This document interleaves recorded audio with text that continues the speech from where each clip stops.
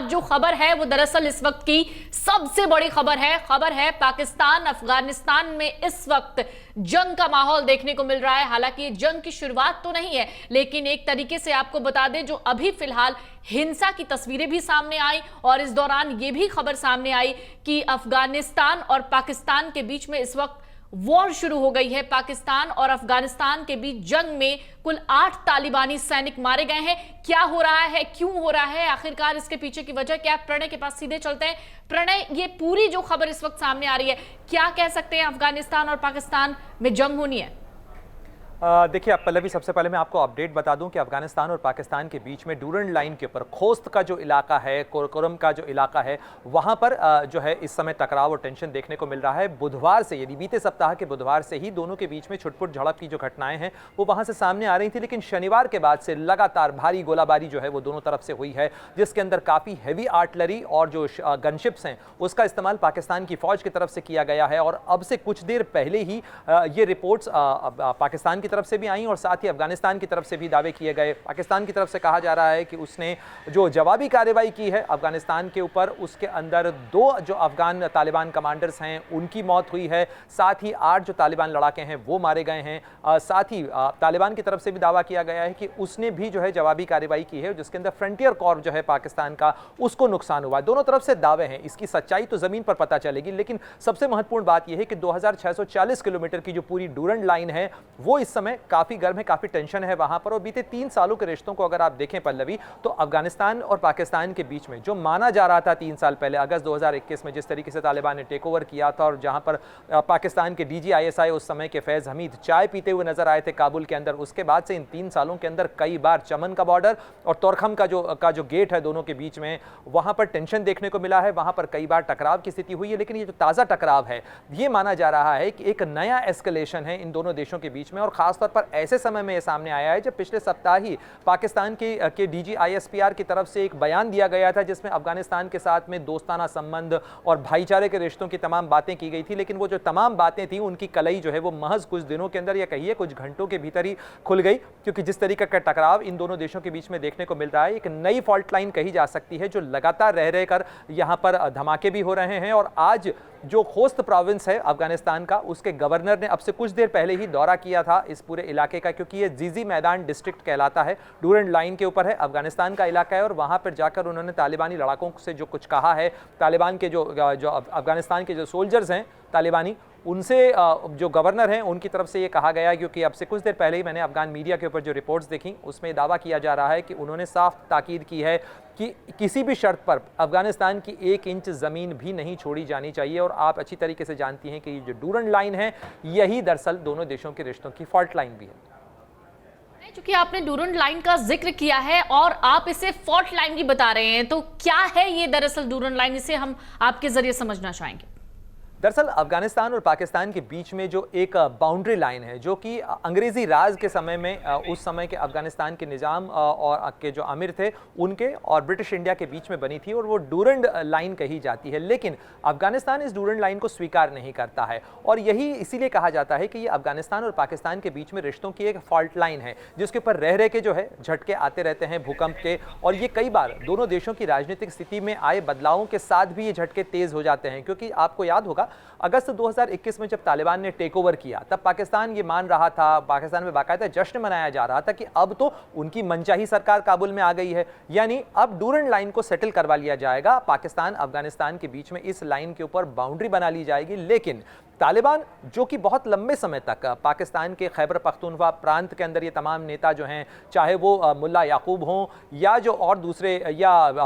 Haqqani network के जो सिराजुद्दीन हक्कानी जैसे जो नेता हैं वो वहाँ पर रहे हों, उन्होंने पाकिस्तान की ज़मीन का ज़रूर इस्तेमाल किया, लेकिन इन लोगों ने अफगानिस्तान के दावों को कतई नहीं छोड़ा। और जैसे ही अफगानिस्तान का निज़ाम इनके हाथ में आया उसके बाद से इन्होंने डूरंड लाइन को नकारना शुरू कर दिया। और ये एक ऐसी लाइन है जिसको लेकर अफगानिस्तान और पाकिस्तान के बीच में हमेशा से टेंशन रहा है। इसलिए पाकिस्तान जो सोच रहा था कि तालिबान का निज़ाम आ जाने के बाद में वो बॉर्डर सेटल करवा लेगा, अपनी मनचाही लाइन क्लियर बनवा लेगा वहाँ पर, वो चीज़ नहीं हो पाई। उसके साथ साथ इन दोनों देशों के बीच में जो खास टेंशन की वजह बनी वो ये जो पूरा इलाका है जिसे खोस्त प्रोविंस का इलाका कहा जाता है या खैबर पख्तूनख्वा जो पाकिस्तान का प्रांत है उसकी जो बॉर्डर का इलाका है, इस बॉर्डर के इलाके के अंदर चूंकि पख्तून आबादी बहुत ज़्यादा है, अफगानिस्तान से जो लोग पलायन करके पाकिस्तान में आए थे वो खैबर पख्तूनख्वा के इस इलाके के अंदर बड़ी आबादी में रह रहे थे। तो पाकिस्तान ने सबसे पहले क्या करना शुरू किया कि पाकिस्तान ने सबसे पहले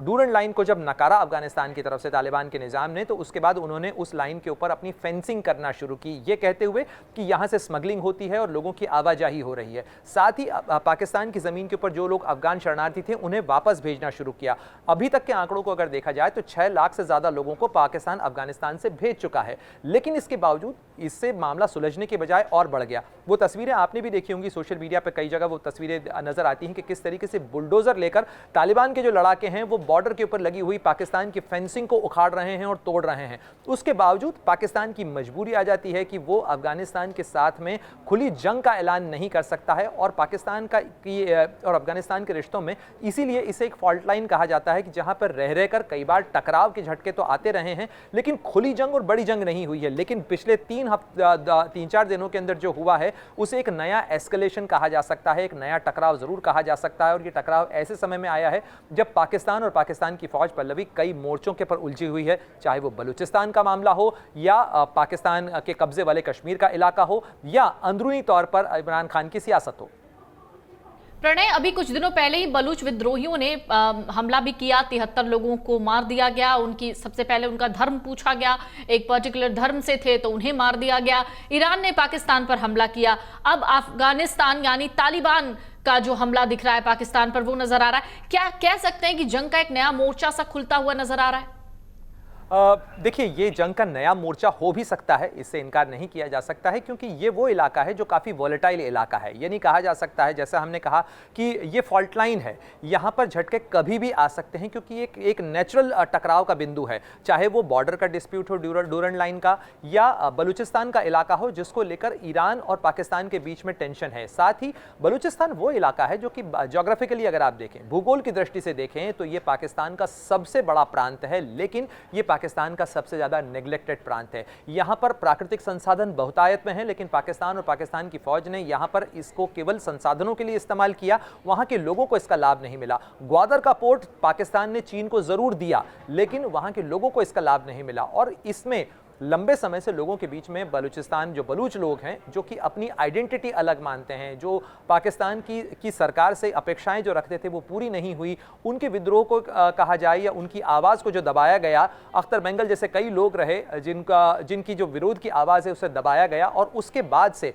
वहाँ पर एक जो विद्रोह है वो पनप रहा था और उस विद्रोह के कारण ही ये स्थिति अब ऐसे मोर्चे पर आ गई है जहाँ पर पाकिस्तान की फौज को भारी नुकसान उठाना पड़ा है। बीते 15 दिनों की अगर आप देखें तो इन 15 दिनों के भीतर 100 से ज़्यादा पाकिस्तानी सैनिक मारे गए हैं और लगातार बलूच लिबरेशन आर्मी जो है वो कई इलाकों के अंदर जो है वार कर रही है और ये पाकिस्तान के लिए, पाकिस्तान की फौज के लिए एक बड़ा टेंशन है। और अब पाकिस्तान के अंदर जो डिस्कोर्स हो रहा है उसमें कहा जा रहा है कि भाई एक राजनीतिक संवाद किया जाना चाहिए, बलूचों के साथ भी उनको टेबल पर लाना चाहिए, आखिर वो उनके हमारे ही देश के लोग हैं। ये पाकिस्तान में कई लोग इसकी वकालत कर रहे हैं, लेकिन अभी तक आप देखिए कि कोई ना तो कोई डायलॉग प्रोसेस शुरू हुई है, न किसी तरीके के कोई समाधान की प्रक्रिया शुरू हुई है। और इसीलिए बलूचिस्तान का ये जो इलाका है ये पाकिस्तान का ज्योग्राफिकली, भौगोलिक दृष्टि से सबसे बड़ा प्रांत होने के बावजूद, सबसे नेग्लेक्टेड प्रांत होने के कारण ये सबसे बड़ा टेंशन पाकिस्तान के लिए बन सकता है। और खासतौर पर ये टेंशन ऐसे में और गंभीर हो जाता है क्योंकि ये जो तथाकथित सीपैक है, चाइना पाकिस्तान इकोनॉमिक कॉरिडोर, जिसमें चीन का पैसा लगा हुआ है और पाकिस्तान ने सुरक्षा की गारंटी के नाम पर ही चीन का पैसा लगवाया था,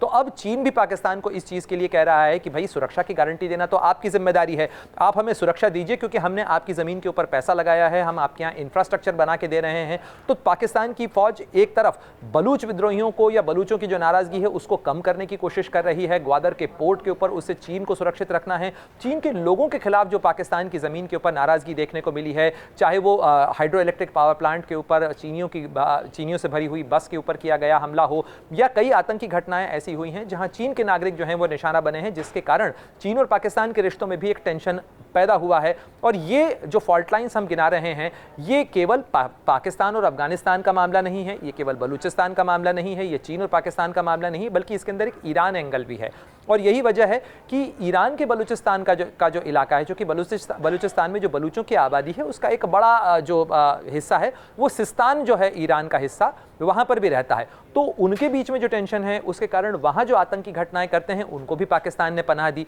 ये आप अच्छी तरीके से जानती हैं कि दुनिया भर के आतंकियों की एक बड़ी पनाहगाह ये अफगानिस्तान पाकिस्तान का इलाका रहा है। और यही वजह है कि अफगानिस्तान और ईरान के बीच भी एक टेंशन रहा, जिसके कारण ईरान की तरफ से हाल ही में एक बयान आया है। ईरान के जो सुप्रीम कमांडर हैं, सुप्रीम लीडर हैं, उनका और ईरान के राष्ट्रपति जो पज़ेश्कियान हैं, उनके अफगानिस्तान मामलों पर जो प्रतिनिधि हैं कयूमी,